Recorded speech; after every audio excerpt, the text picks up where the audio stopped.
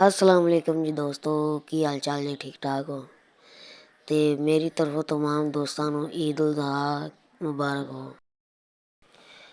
कुर्बानी का गोश्त बनाने पे असी एक छोटा जिहा व्लॉग बनाया। या वेखो जी, महर लगा है टोके नाल इनू छोटियां छोटियां बोटियां बनावन, मगरों थोड़ा थोड़ा होर लई आंदे ने ताया लतीफ ते नदीम लगा है चरबी लावन ते चाचा मेरा तनवीर जिहड़ा ਉਹ ਲੱਗਾ ਦਾਤ ਤੇਜ਼ ਕਰਨ।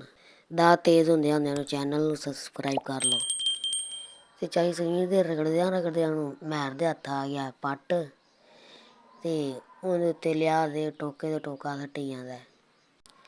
ਇੱਧਰੋਂ ਨਾਲ ਵਸੀਮ ਦੇ ਹੱਥ ਆ ਗਈ ਛੁਰੀ ਅਤੇ ਉਹ ਉੱਤੋਂ ਚਰਬੀ ਲਾਈ ਜਾਂਦਾ ਸਾਰੀ ਹੁੰਦੀ, ਚਰਬੀ ਲਾ ਕੇ ਲਹਿਦਾ ਕੀਤੀ ਜਾਂਦਾ। ਅੱਜ ਦਾ ਵਲੋਗ ਸਾਡਾ ਖਤਮ ਹੋਇਆ। ਮਿਲਦੇ ਹਾਂ ਜੀ ਨੈਕਸਟ ਵਲੋਗ 'ਚ। ਖੁਦਾ ਹਾਫਿਜ਼।